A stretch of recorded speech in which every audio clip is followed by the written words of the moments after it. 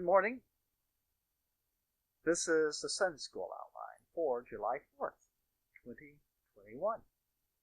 I'm titling today's lesson, At Life After the Vision. The lectionary readings for today, all of them, are 2 Samuel 5, 1 through 5, and 9 through 10. Psalm 48, Psalm 123, Ezekiel 2, 1 through 5, Mark 6, 1 through 13, and 2 Corinthians 12, 2 through 10. I'm actually going to read and talk about 2 Corinthians 12, 2 through 10. Now, I have met, and perhaps you have too, persons who have tremendous spiritual experiences. You know, those people whose claims, if they are true, serve only to make me jealous. I mean, what good does it to those around me, or even myself, if I meet a person who is so close to God that they actually get to see heaven itself? Paul talks about that in today's passage. Paul had a life-changing spiritual experience. He, for a little bit at least, experienced heaven. Then he returned to earth and continued living his life. This experience changed his life. Some people say this was part of his conversion experience on the road to Damascus. You know, when he met Jesus, he was going to go kill some Christians and became one. That's not what this passage claims. In fact, the point of this little passage seems to me that life continues after the vision pretty much as it does before. Stubbed toes still hurt. In fact, in some ways, Paul's physical life gets worse. So much so that Paul says he will not boast of the vision, but of his physical frailties afterward.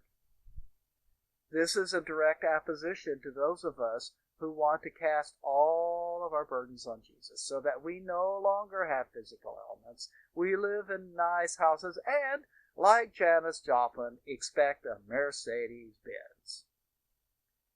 It's very not, what's the common word, when you give a lot so that you get rich. I mean, prosperity gospel. It's really not the prosperity gospel. It just isn't. So, I will read the passage through, and I will only stop to comment maybe once or twice. 2 Corinthians 2, 2 through 10. I knew a man in Christ above 14 years ago. Now, whether in the body I cannot tell, or whether out of the body I cannot tell. God knows. Such a person was caught up to the third heaven. Everybody I know agrees that Paul is talking about himself. He refers to himself in the third person, I think, because he does not want to be bragging. His audience knows the story already, probably, and I know such a man. Whether in the body or out of the body, I cannot tell. God knows how he was caught up into paradise and heard unspeakable words which it is not lawful for a man to utter. Direct translations use the term third heaven. Not that God read Dante or considered with mystics before creation of heaven, but those mystics are just trying to describe the way they think that things are. So here's a very simplified version of what they thought, I think. The three heavens. The heaven that you and I have our heads in, the air around us, and the weather. If you can breathe it, that's that heaven. The just out of reach heaven and a little bit more. The universe. Anything created by the Big Bang. The stars, the universe, the galaxies. That's all the second heaven. Now the third heaven is the eternal heavens, where God has always had a presence. That's a heaven that, we sing about going to die. When we all get to heaven, when Stephen, the first deacon, looked up and saw Jesus sitting at the right hand of God, he was talking about seeing the third heaven. He saw right into it. Well, he didn't live after that vision, but Paul kept on living. So here's what he says. Of such an one I will glory. Yet of myself I will not glory, but in mine infirmities. For though I would desire to glory, I shall not be a fool. For I will say the truth, but now I will forbear, lest any man should think of me above that which he seeth me to be, or that he heareth of me, and lest I should be exalted above measure through the abundance of the revelations. It was given to me a thorn in the flesh, the messenger of Satan to buffet me, lest I should be exalted above measure.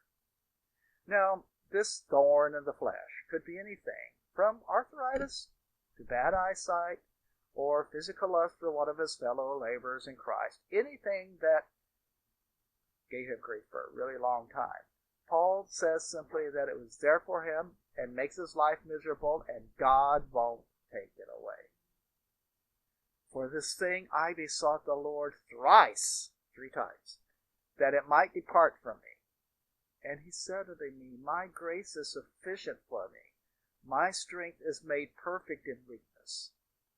Most gladly, therefore, will I rather glory in my infirmities, that the power of Christ may rest in me.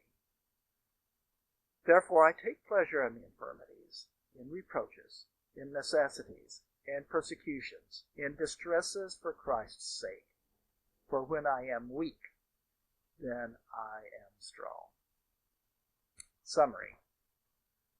Most of us want to be spiritually better. That's fine. But remember, those that receive more have more to endure. And Jesus said unto Paul. And so, by transference, he says it for all of us.